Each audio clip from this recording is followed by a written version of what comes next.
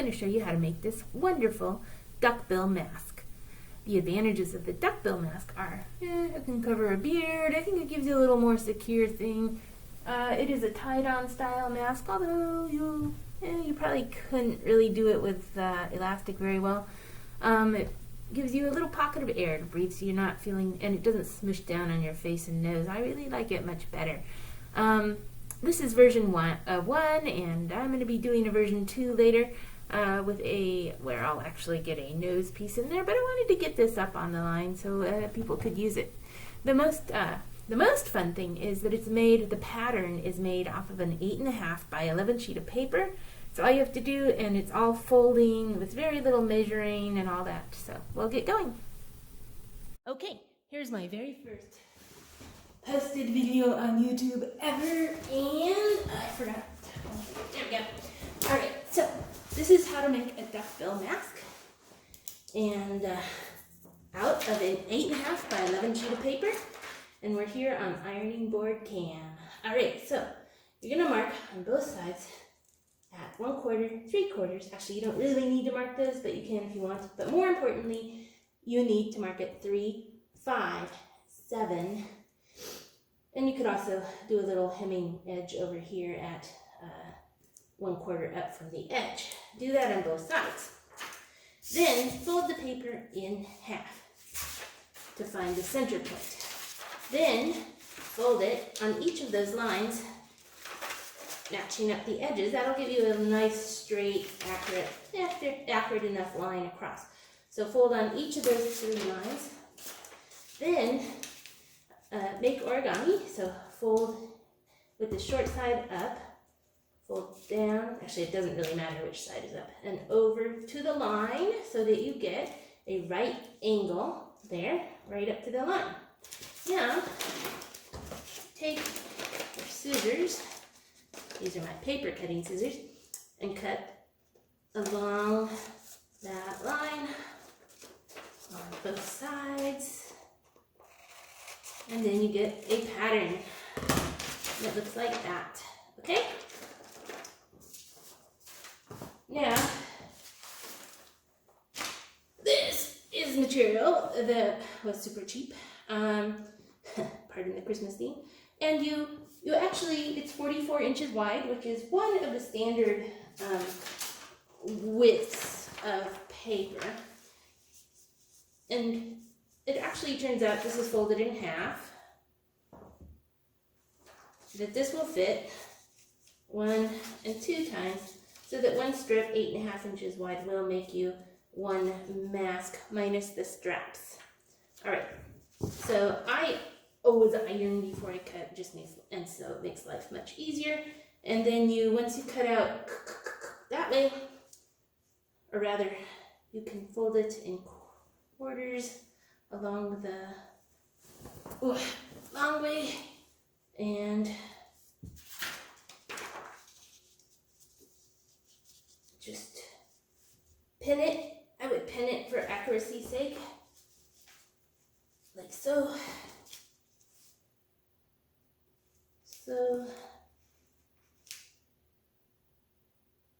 And so, and then just cut it across here, which I won't do right now.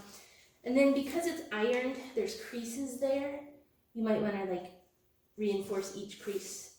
You can actually just cut along those lines once you've cut that. So that's that. So here it is, cut, and I'll just cut these guys out.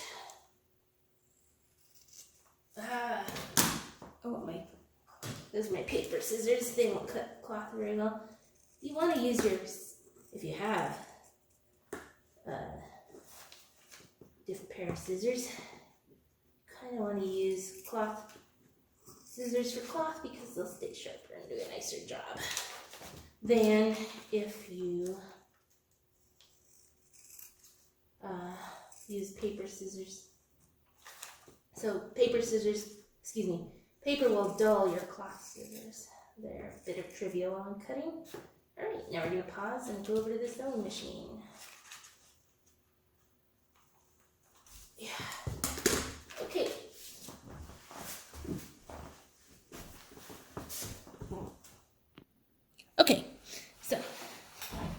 Now, there's these little marks on a sewing machine, and there's one at 5/8, and then inside of that, towards the presser, this foot here, is 1/2, and then 3/8, and if you put it just at the edge of the presser foot, you will have 1/4 seam allowance, and since I'm trying to be efficient here, I will use 1/4. This is the top seam. This is the shorter side. That will be the top of the mask. All right. For this, you put the good side of the material to the good side of the material. For this particular bit of sewing, oops, guess I'm gonna turn it on. There we go. Oh, you can see it better too. All right, so go forward a couple stitches. If you have a machine, make sure these guys preferably do not get tied up inside. I'm sorry, I'm not like the biggest sewer here. All right, there we go. Hopefully that does the trick. And forward we go.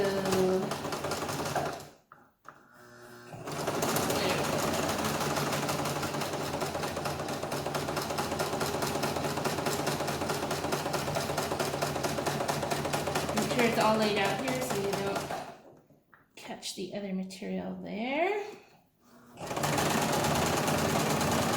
Back stitch again. Done. I'm just going to press this open off camera because I am not really set up for this filming business.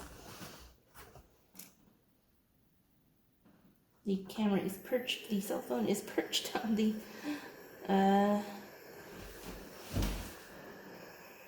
ironing board, so hopefully that doesn't. Good. Okay. I'm still in view. So to press it open means you turn it now so that the things are pressed nicely out of the way. Now, you put it, well, you could put it bad side to bad side, or you could come down here. I'm gonna just iron a very small seam allowance at the bottom just to make it pretty, but you actually don't have to do this. In fact, there's really only one critical piece of sewing, and I'll show it to you in the end. I'm thinking if you reinforced the corners enough of that little angle that we cut, that it would be, I'm just freehanding this, it would be all that you needed to do. Okay, so just gonna come over here, quickly do a little seam allowance so it doesn't shred in the washing machine primarily, and to make it pretty, or that.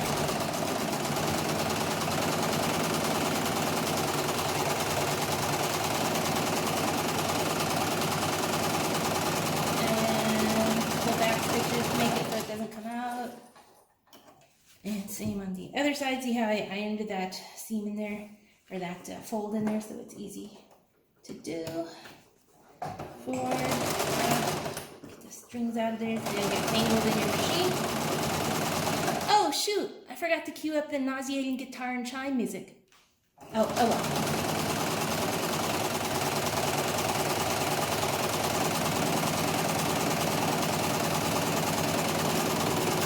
You didn't want it anyway. Okay, so now I'm actually just going to also just fold this really nice and iron it so that it folds so it sews pretty.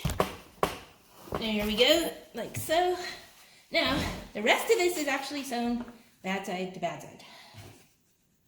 Get all these little guys out of here so you don't get them tangled in your machinery and stuff. All right, let me just pin this. I do want to pin this,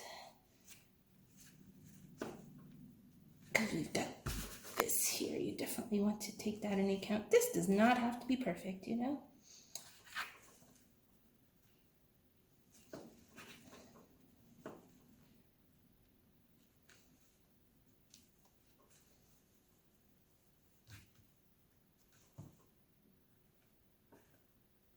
Actually, what I should have done first is folded this, pardon me, and ironed it. So we're going to do that, fold that, because, and then iron it real quick. Hopefully we're still on ironing board cam. Yep, we are. All right. And now these two sews right here, do not sew across here, because if you don't, you'll be able to put in a piece of filter. Like this is from a house filter for allergens. Actually, I pulled it off of the big cardboard grit and took the wire off of it. And I'm hoping to like cut a piece like that and tuck it up into there, and then when I wash it, take it out. So that's why I don't sew across there, even though it's tempting to just go, because then you won't be able to come up from underneath here and put that filter piece in and out. Anyway, this is the one critical piece of sewing that you have to do. And oh, by the way, I'm doing it at about a 1/2 inch seam allowance, or actually about, yeah, 1/2 inch. So forward. If this is the only piece of sewing you're doing, make sure you really reinforce that corner there. Oh, now what's going on?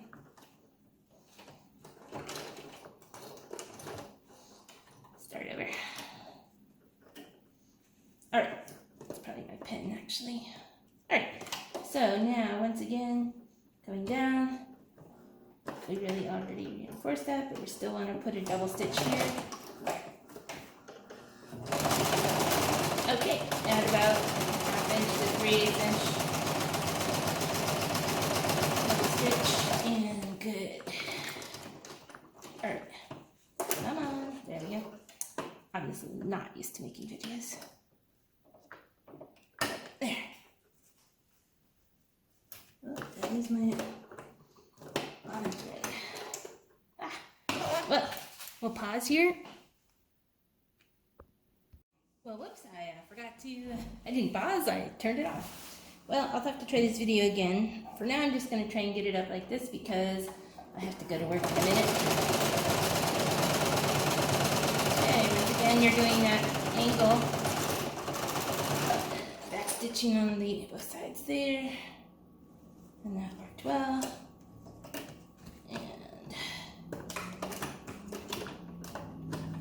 Okay, so technically speaking, I think if you just safety pinned or even just sewed a little bit of a strap of some sort, I prefer tie straps because they go where you want and they don't kill your ears, and I prefer cloth ones or elastic ones because they'll stay where you want. You can make twirled up. This is bias tape, which I made. I would suggest that you go watch a video on how to make bias tape, B-I-A-S. The only difference about this is it was cut off straight, non-bias material because of the limitations of how much material I have. So you could, at this point, safety pin it up and wear it like so. Whoops. Like so, okay? But I went ahead and I made some bias tape. Now, when you do this, I would recommend let's iron it down this way.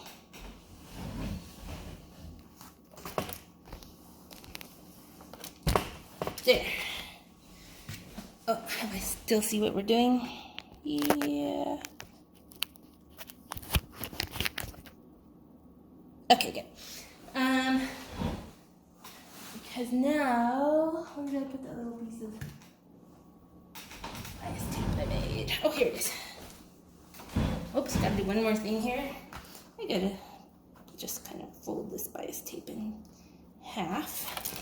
I only made the single fold. Now I'm making the double fold. I'd recommend going and watching a video on how to make bias tape because I'm not going to do it. Or you could buy bias tape. Oh, sorry about this. Let me put this on pause. Okay, yeah. Find a video on bias tape, preferentially one without nauseating guitar and chime music. And just find about the middle somewhere here. So what this is going to do, see, is it folds over into 3 layers. and you can find about the middle of this strip, which I don't even know how wide it is. I'll do a remake of this video and I'll get you more information. So if you put this down here and sew it onto that side, what that allows you to do is to bind up these edges like so. So first I'll sew down one side to make sure I've got it all on there, and then we'll come down the other side. There. So forward and back.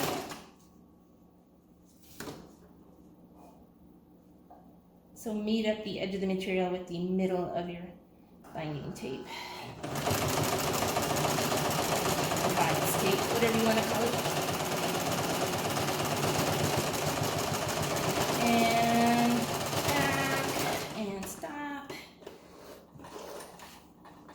Okay, now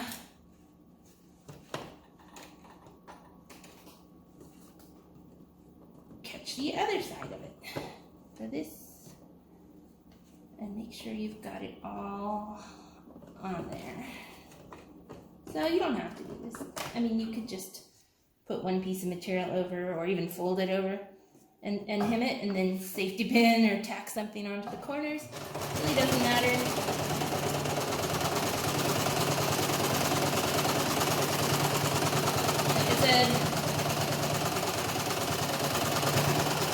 The only critical sewing here was those little angle things to make a mask.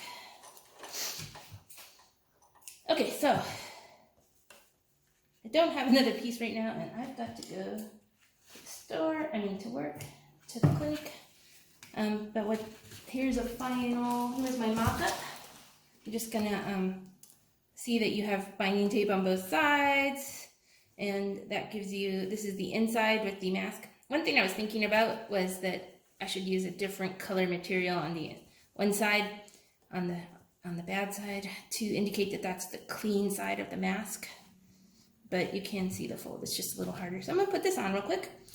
And also I have a nose piece that I made out of a double fold of aluminum foil can. Take a drink can, cut a strip longwise, tape up the edges so that they don't cut you, score it with a straight edge and pin, fold it over, and now you've got a really nice bendable nose piece, which I will show you on another video. And I was thinking on the new mock-up to just fold the top over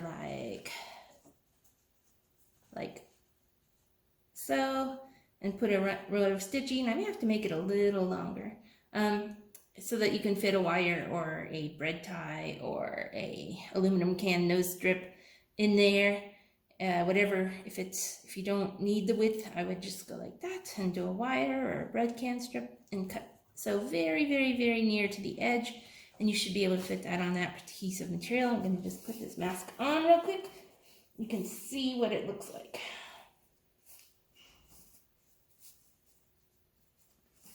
Okay, this one, originally my mock-up, I sewed across the front of the bill so I can't fit that filter paper in there.